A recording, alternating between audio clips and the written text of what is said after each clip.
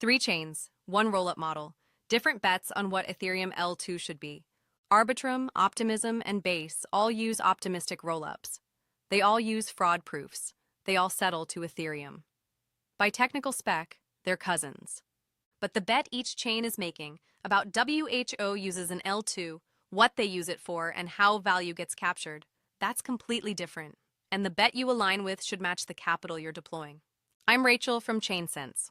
In the next 8 minutes, what these 3 chains share, what makes each strategic bet distinct, a pick matrix that maps your workflow to your chain, and the principle that decides which combination of these 3 deserves real capital.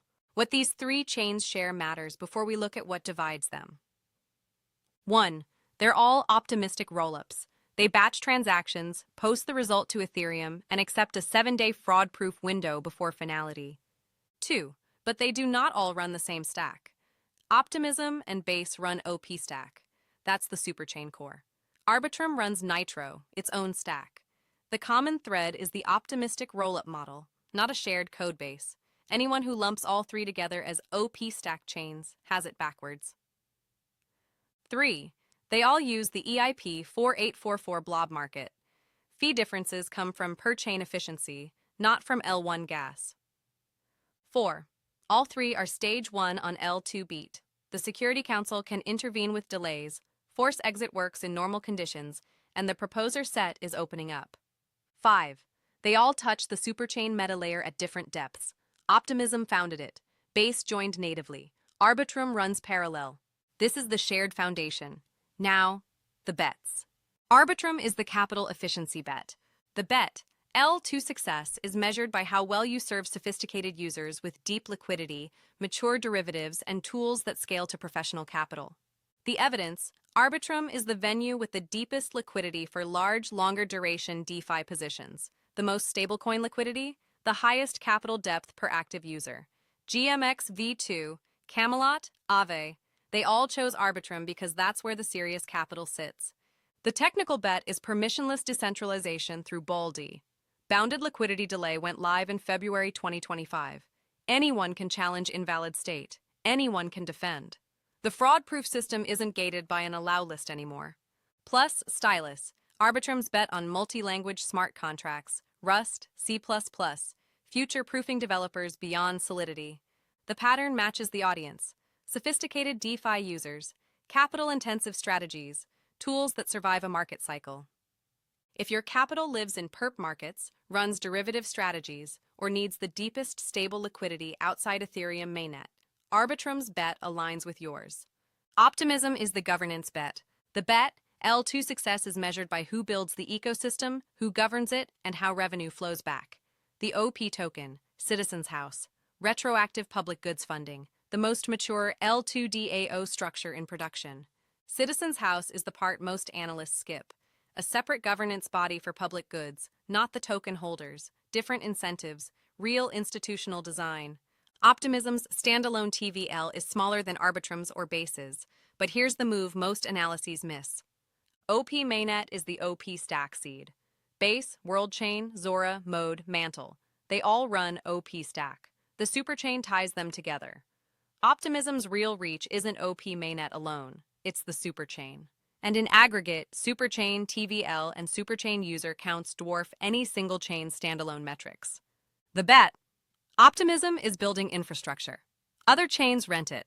If you participate in DAO governance, want synthetic exposure via Synthetics V3, or believe shared sequencer revenue is the L2 endgame, Optimism's bet is yours. Base is the distribution bet. The bet, L2 success, comes from the best user acquisition funnel. Coinbase has 80 million plus verified users. Base sits directly inside the Coinbase app, fiat on-ramp, smart wallet, retail trading flow. The evidence? Base is the fastest growing L2 and the clear leader on users and daily activity. On total value locked, it's neck and neck with Arbitrum at the very top. Depending on what you measure, either one can claim the lead, and its median fee is among the lowest of any major L2. That edge is measurable. Smart wallet creation, in-app crypto buys, and ETH to Base bridge baked into the Coinbase mobile flow. No other L2 has that pipe. Aerodrome, now part of Arrow after the Q2 2026 merger with Velodrome, captures Base's spot DEX liquidity. The Coinbase to Base to Arrow flow is the cleanest retail on-ramp in 2026. The bet, on-chain finance arrives through retail, not institutional. Distribution beats technical depth. If your audience comes from a Coinbase account or your dApp needs the lowest friction to first use, Base's bet aligns with yours. Now the pick matrix. Pick Arbitrum if you trade perpetuals at real size. If GMX V2 liquidity matters more than gas cost. If your strategy depends on deep derivatives markets. Pick Optimism if you vote in DAO governance. If you want exposure to Synthetics Viv3 synthetic markets. If you believe OP Stack and the Superchain are the L2 endgame. Pick Base if your users come from Coinbase. If retail onboarding is your primary funnel. If you need spot DEX liquidity at the lowest median fee. Pick none of these three if your priority is settlement speed under 1 hour. That's the ZK rollup conversation. And that's compare 0-2 territory, 2 days from now. And here's what most allocators miss. You don't have to pick just one. Arbitrum for perps capital, Optimism for governance, Base for retail-facing dApps, 3 chains, 3 roles, 1 portfolio. And consider this. The chain you pick is also the chain you have to monitor. Every L2 has bad weeks. Every L2 has upgrades. The chain you trust is the chain you keep watching. 3 chains, 1 rollup model, 3 different bets.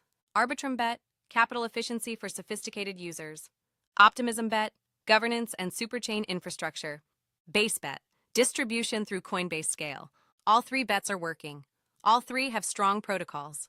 All 3 earn their place on the C7 shortlist. The question isn't which chain wins. The question is which bet your capital should ride. This is what the SAT episodes have been building toward. Mechanism, cost, security, deployment. They all reduce to one decision. Which bet does your capital ride? The rollup is the venue. The bet is the strategy. Pick the bet that matches the use case you're actually serving. It's not the rollup, it's the use case. Subscribe to ChainSense. I'm Rachel. See you in the next one.